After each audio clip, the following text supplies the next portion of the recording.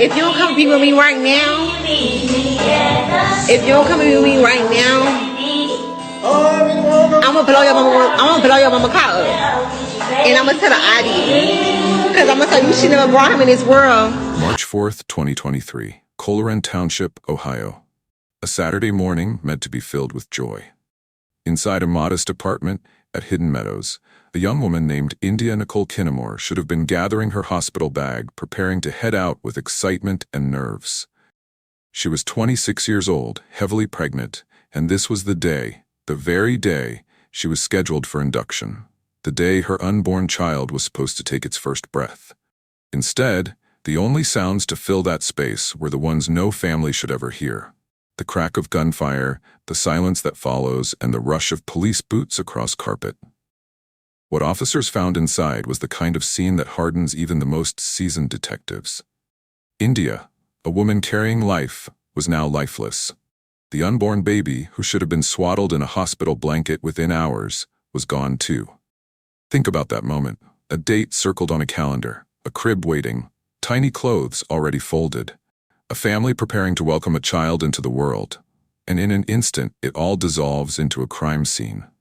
A mother's scream shatters the morning. A community gasps. The news spreads. A pregnant woman has been murdered in her own home on the very day she was supposed to give birth. India's death was not just another homicide. It was a rupture, a tearing open of everything her family believed the next chapter of their lives would be. Because when a woman is expecting, the whole family is expecting. It's not just one person preparing. It's a mother counting down the days, a grandmother preparing her arms, friends planning visits, cousins joking about who the baby will look like. That morning, instead of pacing in a hospital hallway, her mother, Terry, stood outside an apartment building, faced with the reality no parent should ever face. Her daughter and grandchild gone together. And what made the wound even deeper was the silence that followed. There was no arrest, no quick answer, no one in handcuffs. Days turned to weeks, weeks became months, and the mother of the victim was left clinging to one thing only: hope. But we're getting ahead of ourselves. Let's pause and remember who India was, before the headlines, before the affidavits, before prosecutors would one day stand in front of cameras. India, Nicole Kinamore, was 26 years old, right on the edge of stepping into the fullest season of her life. Those who knew her say she was vibrant, with a personality that drew people in. She had a smile that carried both warmth and determination. Family members talk about her dreams, her independence, her joy at the life growing inside her. This was not just any pregnancy. This was her first child. Her chance to become a mother, and she was ready. You can almost picture her folding baby clothes, running her hand across the crib rail, whispering promises to the baby she was about to meet. Her mother, Terry, was excited too. She described India as not only strong-willed and intelligent, but also deeply loving. And the anticipation of becoming a grandmother for the first time added another layer to the family's joy. March 4th wasn't just a date. It was a milestone they were all waiting for. Which is why when that date turned into a day of mourning, it cut deeper than words can capture. Colerain Township police responded quickly to the 911 call that morning. The reports described a shocking scene. India was found shot. Her life ended before it should have even fully begun to expand into motherhood. The officers secured the area, began their investigation, collected evidence, and documented every detail. They knew from the start this was not just another case. This was a young woman and her unborn child, 2 lives stolen in one act. The crime shook the community. Local news coverage carried it almost immediately. Pregnant woman killed on day she was to be induced. Those words sent chills through viewers because they painted a picture of unimaginable cruelty. People asked, how could anyone do this? Why today, of all days? The grief was not limited to India's family. It was felt across Hamilton County. But grief, as deep as it was, began to mix with frustration, because while investigators worked the case, no one was arrested. The days dragged into weeks. Rumors swirled. Whispers of who might have been involved circulated, but police and prosecutors said little. Families of victims often say the hardest part after the initial shock is the waiting. The waiting for calls that don't come. The waiting for justice that feels stuck in slow motion. For Terry, India's mother, that waiting was torture. Imagine waking up each day knowing your daughter was murdered, your grandchild gone, and still not knowing who would answer for it. She attended vigils. She spoke to anyone who would listen. She kept India's name alive in public and in private, because in her words, she never gave up. The community rallied too. Vigils were held, candles lit, prayers spoken. But as time passed, the absence of answers felt heavier. And the weight of that absence began to raise questions. Was this case already growing cold? Would India's name be another added to the long list of unsolved murders? The truth is, behind the scenes, detectives were piecing together fragments. Interviews, phone records, financial trails, each small piece slowly adding to a bigger picture. But that picture remained hidden from the public for over 2 years. And for Terry, those years stretched like a lifetime. Each holiday came without her daughter. Each milestone, birthdays, anniversaries, Mother's Day, marked by absence. She carried her grief into every room, every conversation. And here's where the emotional gravity of this case deepens even further. India wasn't just murdered. She was murdered with her unborn child. The baby she had carried for 9 months, the child she was hours away from meeting, was stolen too. That double loss is something words cannot fully explain. It's not just the death of a daughter. It's the death of a grandchild, of a future, of a branch on the family tree that will never grow. For 2 years, that loss sat unanswered. The name India Kinamore remained on cold case lists. Her mother's voice, though strong, carried exhaustion. Community members still asked the same questions. Who killed her? Why? And would anyone ever be brought to justice? Then came August of 2025. The silence finally broke. After 2 years of waiting, 3 men were arrested and charged with India's murder. The news hit with the force of a tidal wave. Their names were read on the evening broadcasts, their faces splashed across screens, and the allegations prosecutors shared were almost too shocking to process. One of those men, they said, was the father of India's unborn child. Pause on that. The man who should have been preparing to cut the umbilical cord, to hold his newborn in his arms, to stand by the mother of his child. Prosecutors alleged he orchestrated her death, that he planned it, that he recruited others to carry it out, that the crime scene was staged to look like a burglary, when in reality it was murder. And then came another detail, one that chilled the courtroom when it was spoken aloud. Prosecutors alleged that before the killing, the accused father requested bereavement leave from his job, as if he knew what was coming, as if he had already scheduled his grief. For the family, these revelations were almost unbearable. It wasn't just that India had been killed, it was that the very person connected to her unborn child was accused of planning it. The betrayal was beyond comprehension. The arrests in August 2025 did not bring India back. They did not erase the 2 years of silence, but they did give her family what they had been begging for. Names, faces, charges, a public declaration that her death mattered enough for justice to finally catch up. When prosecutors stood at the podium, the words they chose were blunt, almost clinical. Aggravated murder, burglary, felonious assault. But behind those words was a storm. For Terry, India's mother, every charge represented a piece of the life that had been stolen. 4 counts of aggravated murder, because prosecutors said 2 lives were taken, her daughter and her grandchild. The alleged mastermind was not a stranger in the shadows. He was someone connected to her daughter's life, a man who should have been preparing to step into fatherhood. And yet prosecutors accused him of planning her death instead. Sitting in the gallery, hearing his name read alongside India's, Terry felt the kind of betrayal that has no vocabulary. And then there were the others. The 2 young men accused of helping him. Their charges were just as heavy. The prosecutor told the public that this was not chaos. This was orchestration. That what looked like a burglary was staged, that drawers pulled open and items moved around were not signs of theft, but of deception. And forensics, they said, told a different story than the one the suspects wanted to leave behind. The announcement was met with shock and outrage across Hamilton County. News anchors called it premeditated. Commentators used words like unimaginable. But for Terry, it was confirmation of what she had long believed, that someone close to her daughter was responsible. That India had been betrayed from the inside, not attacked from the outside. The prosecutor revealed another chilling detail, one that made people in the room audibly gasp. They alleged that before India was murdered, the accused father of her unborn child requested bereavement leave from his job. Imagine that for a moment. A form filled out, a request made, as if grief could be penciled into a calendar. If true, it was not just murder. It was murder planned down to the paperwork. That single detail sparked conversations across the community. It wasn't just about one man's alleged crime.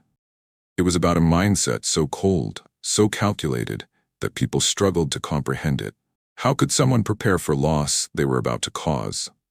How could someone take away not only a woman's life, but also the life of their own unborn child? The arrests brought cameras back to Hidden Meadows.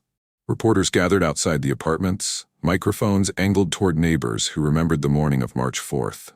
Some spoke about the shock of waking to police tape. Others talked about how they still look at that building differently. For them, the memory was not 2 years old. It was yesterday. Meanwhile, Terry stepped forward once again. Standing before cameras, she said she never gave up. That even when the days felt endless, she held on to the belief that her daughter's killers would be found. Her words were not polished sound bites. They were raw, heavy with grief, but firm with determination. She wanted the world to know her daughter's life was not disposable, that India's name would not fade into another statistic. The community rallied again, but this time the vigils felt different. They were not only about grief, they were about accountability. Candles flickered in memory, but voices rose in anger too. Anger at the betrayal.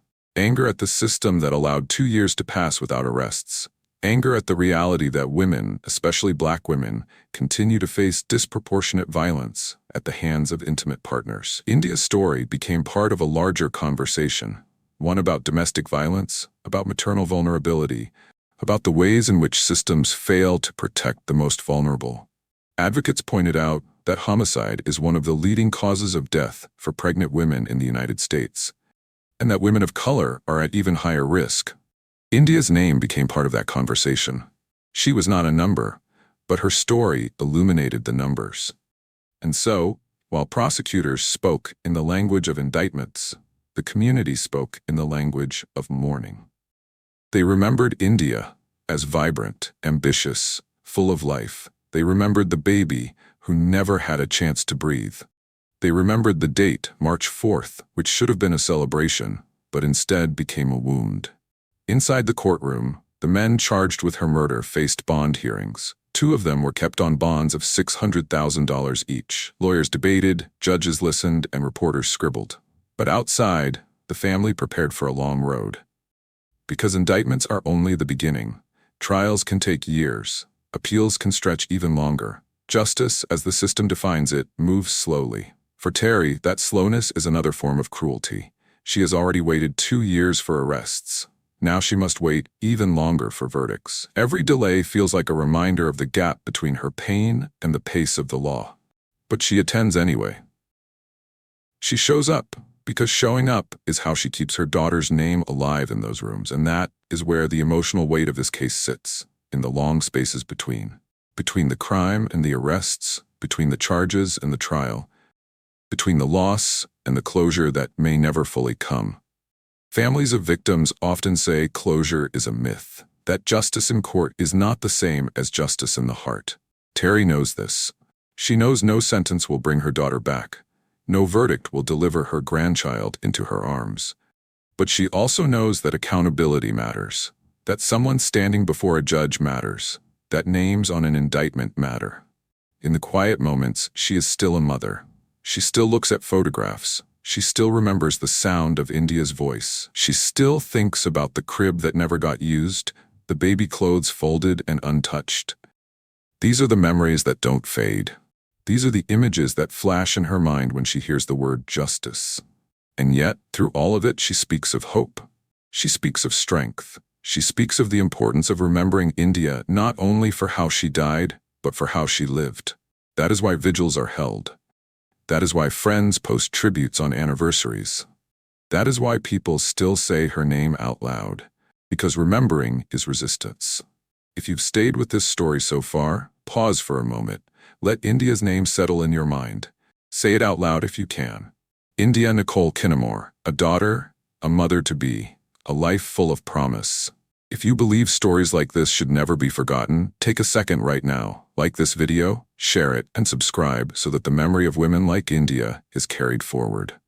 Because silence is how stories fade, and we refuse to let that happen here.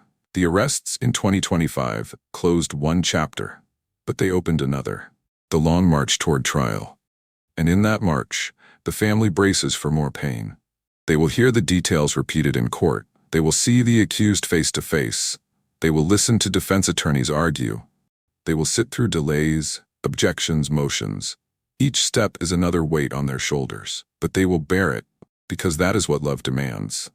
And as the legal process unfolds, the community will continue to gather, to light candles, to post memories, to remind each other that justice is not just a courtroom word.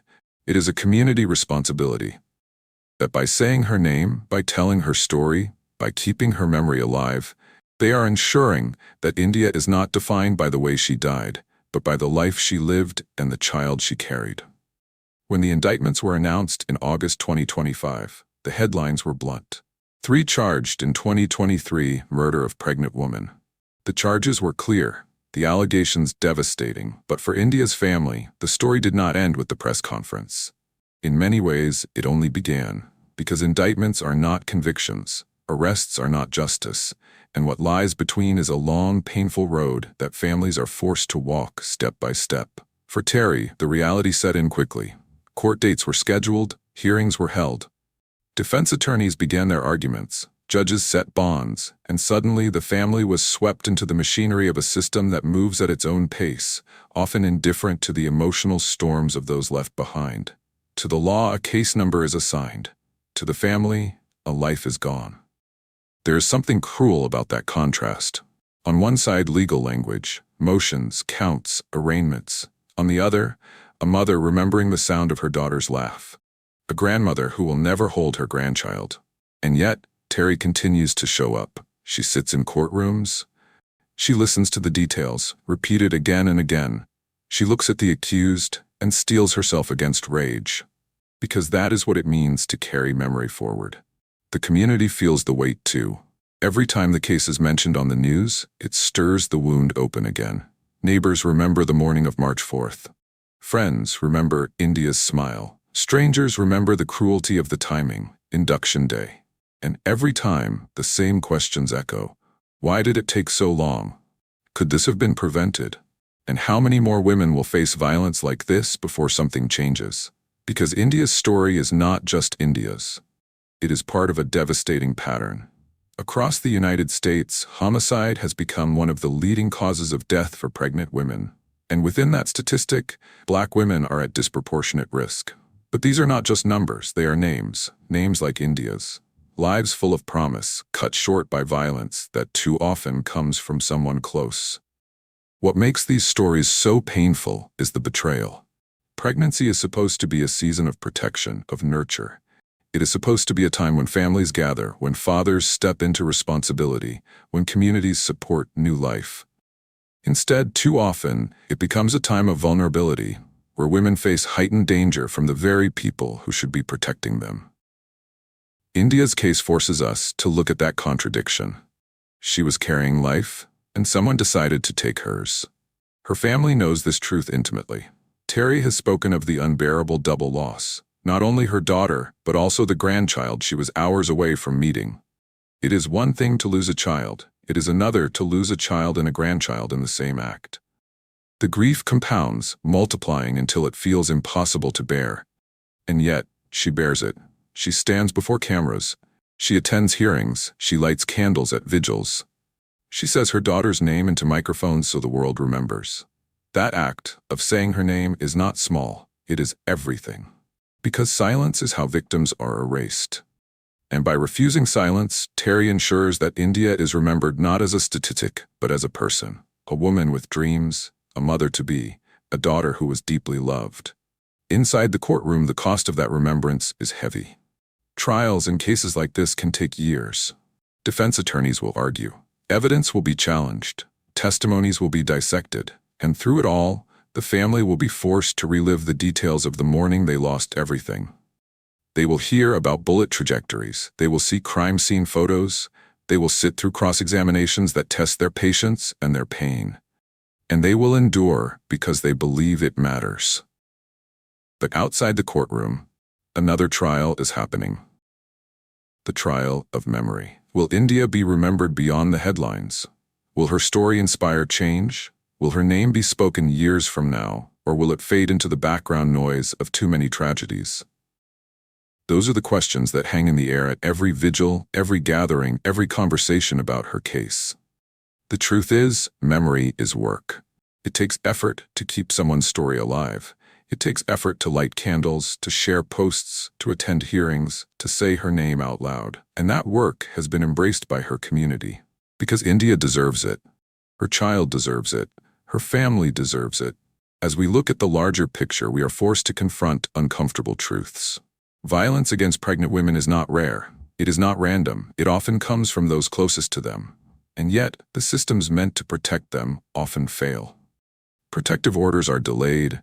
Warning signs are ignored, cases drag on for years, and families are left in limbo, waiting for justice that feels out of reach. India's case is not just a tragedy, it is a mirror, a reflection of what happens when we do not take threats against women seriously enough. Her story also forces us to think about legacy, because even in death, India leaves something behind. She leaves a lesson, a warning, a demand for change. Her mother has become a voice, speaking not only for her daughter, but for all women who face violence during pregnancy. Advocates use India's name when they talk about reform. Journalists use her story to shed light on the risks. And in that way, her life, though cut short, continues to shape conversations. For Terry, legacy is more personal. It is in the photographs she keeps, in the stories she tells, in the way she remembers her daughter's laughter, in the dreams she carries of the grandchild she never got to meet. Legacy for her is not about public policy. It is about love. About the bond between a mother and her child. About the refusal to let that bond be erased by violence. And so, as the case moves forward, the community holds its breath. They wait for the trial, they wait for verdicts, they wait for sentences. But in the waiting, they continue to remember. They continue to speak her name. They continue to gather. Because waiting does not mean silence.